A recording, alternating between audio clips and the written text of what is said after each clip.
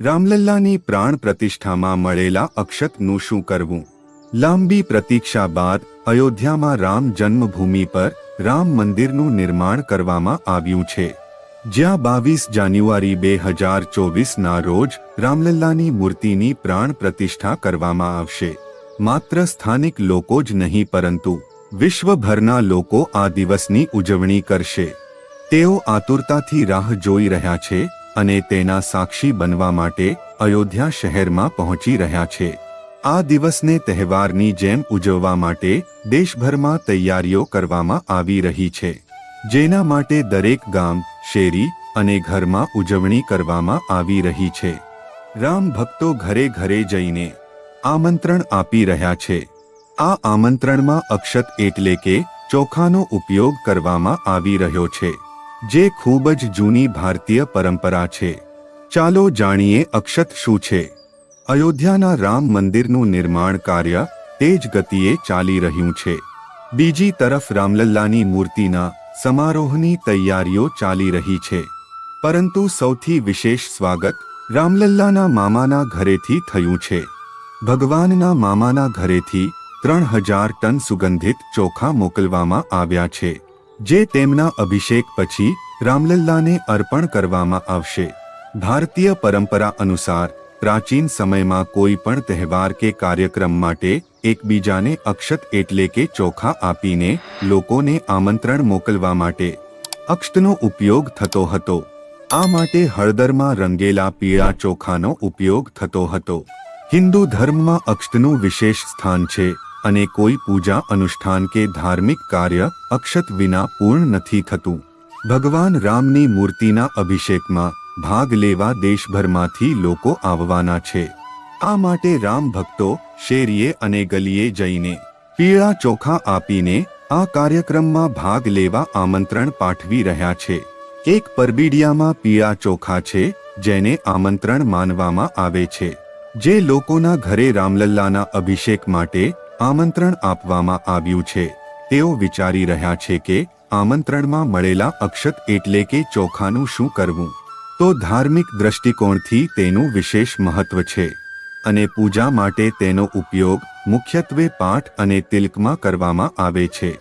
તેથી જો તમે આમંત્રણમાં આવતા અક્ષતને તમારા ઘરની તિજોરીમાં રાખશો તો ક્યારેય ધનની કમી નહીં આવે.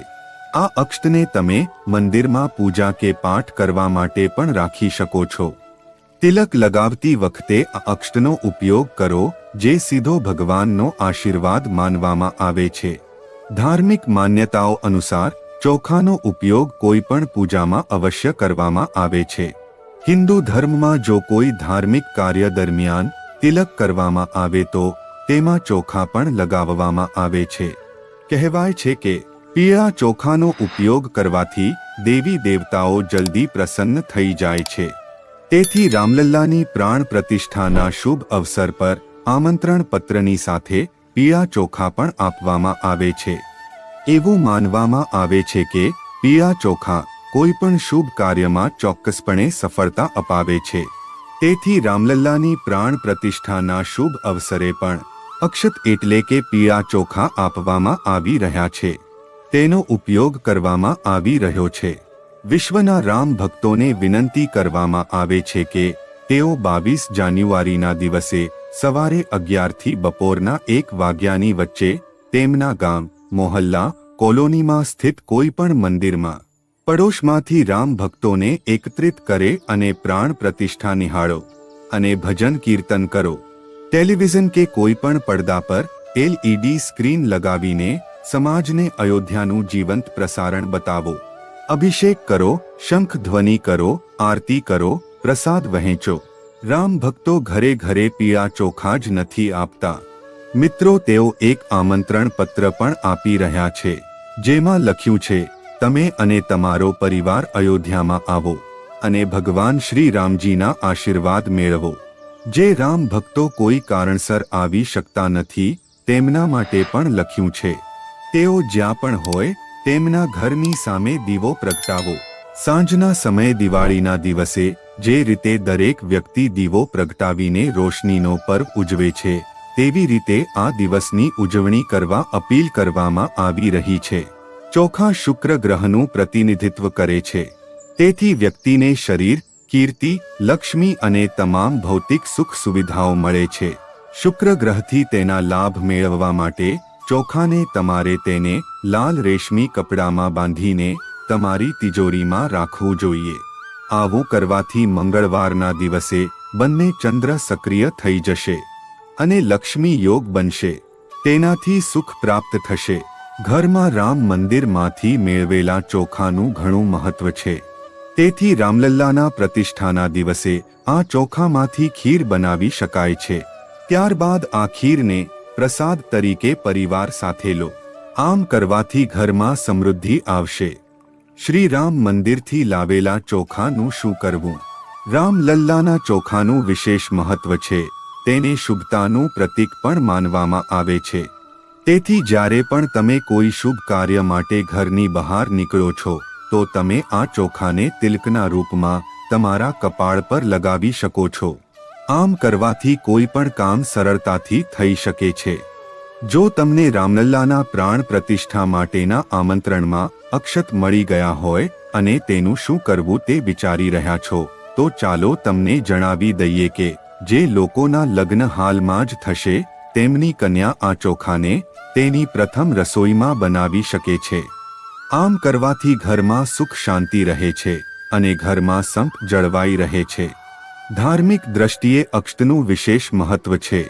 તેથી આ ચોખાનો પૂજામાં ઉપયોગ કરવામાં આવે છે. આ ઉપરાંત જે છોકરીઓના તાજેતરમાં લગ્ન થયા છે તેના પિતા તેને સૌભાગ્ય રૂપે રામ મંદિરથી લાવેલા ચોખા સાથે કન્યાદાન આપી શકે છે. આમ કરવાથી દીકરી જ્યાં જશે તે ઘરમાં આશીર્વાદ મળવા લાગશે. આ અભિયાનમાં વિશ્વ હિન્દુ પરિષદ દ્વારા દરેક ગામની અંદર જઈ અયોધ્યામાં શ્રી રામની મૂર્તિના પ્રતિષ્ઠાના અવસર પર પીળા ચોખા આપીને દરેક હિન્દુઓને અયોધ્યા પહોંચવાનું આમંત્રણ આપવાની જવાબદારી ઉપાડી છે. 22 જાન્યુઆરીએ શ્રી રામના નૂતન મંદિરનું ઉદ્ઘાટન થશે. વધુમાં હિન્દુ સમાજે અયોધ્યામાં રામલલ્લાના દર્શન કરવા નથી પહોંચી શક્યા એ લોકો ઘરે રહીને સમૂહમાં કાર્યક્રમ જોવે અને મંદિરોમાં ભવ્ય આરતી થાય. તે દિવસે દિવાળી જેવો માહોલ તૈયાર કરવામાં આવે. સમગ્ર શહેર અને ગામમાં દરેક ઘરને કેસરી પાનની રંગોળીથી શણગારવામાં આવે. દીવાઓ પ્રગટાવીને શેરી મહોલ્લામાં ઉત્સવનું વાતાવરણ સર્જાશે. શ્રી રામ જન્મભૂમિ તીર્થ ટ્રસ્ટના મહામંત્રી ચંપતરાયે જણાવ્યું હતું કે પ્રાણ પ્રતિષ્ઠા પૂર્વે અક્ષતનું ભગવાનની સામે પૂજન કરવામાં આવશે. સમગ્ર દેશમાં એક સિસ્ટમ હેઠળ વિતરણ કરવામાં આવશે અને વિનંતી કરવામાં આવશે કે આનંદ ઉત્સવના આ દિવસે પ્રાણ પ્રતિષ્ઠાનો કાર્યક્રમ દરેક મંદિરમાં ઉજવવો જોઈએ. ટ્રસ્ટ વતી ચંપતરાયે જણાવ્યું હતું કે પ્રાણ પ્રતિષ્ઠા પછી જે ભગવાનની મૂર્તિની સ્થાપના કરવામાં આવશે તેનો ફોટો લેવામાં આવશે અને ફોટો પ્રિન્ટ કરવામાં આવશે જેથી 1-2 વર્ષમાં તે ફોટો ઘર ઘરમાં પહોંચી જાય. મહામંડલેશ્વર સ્વામી રામ ગોપાલદાસે પણ સમજાવ્યું છે કે અક્ષત આમંત્રણ શું છે. મહામંડલેશ્વર સ્વામી રામગોપાલ દાસે સમજાવ્યું કે ભગવાન સાથેનો આપણો સંબંધ શાશ્વત છે. જીવોનો ભગવાન સાથે સતત સંબંધ છે એટલે કે એક એવો સંબંધ છે જે ક્યારેય નાશ પામતો નથી. તેમણે કહ્યું કે તે અક્ષત છે જે ભગવાન સાથેના આપણા શાશ્વત સંબંધ અને મંદિરની શાશ્વતાનું પ્રતીક છે. ડાંગરના ઉપરના ભાગને દૂર કર્યા પછી જે ચોખા બચે છે તેમાં અક્ષતનો ઉપયોગ થાય છે. કેટલીક જગ્યાએ હળદર, સોપારી અને તુલસીની દાળનો પણ ઉપયોગ થાય છે. તેમણે સમજાવ્યું કે તુલસીદાસે ભગવાન શ્રીરામને દહીં અને ચોખા ખાતા જોયા હતા, તેથી તેને મહાપ્રસાદ પણ કહેવામાં આવે છે. તેમણે કહ્યું કે અક્ષત ડાંગરનો આ ભાગ અંતરાત્માનું પ્રતિનિધિત્વ કરે છે. તેનાથી આશીર્વાદ જળવાઈ રહે તે માટે લગ્નમાં પણ તેનો ઉપયોગ કરવામાં આવે છે. આથી જ પત્રો દ્વારા આમંત્રણ આપવામાં આવે છે. અક્ષત આમંત્રણ દ્વારા માત્ર વડાપ્રધાન નરેન્દ્ર મોદીને જ નહીં પરંતુ સામાન્ય ભક્તોને પણ આમંત્રણ ગયું હતું. નજીકના મંદિરોમાં પૂજા અને આરતીમાં ભાગ લેવો. જૂના સમયમાં પણ અક્ષત દ્વારા લોકોને લગ્ન કે અન્ય કાર્યક્રમ માટે આમંત્રણ આપવામાં આવતું હતું. અક્ષત ચોખા પણ કાર્ડની સાથે મોકલવામાં આવતા. પ્રિય મિત્રો, જો તમને શાસ્ત્રો અનુસાર અમારા દ્વારા આપવામાં આવેલી માહિતી પસંદ આવી હોય તો વિડીયોને લાઇક, શેર અને સબસ્ક્રાઇબ કરો અને કોમેન્ટ બોક્સમાં જય શ્રી રામ જરૂર લખજો.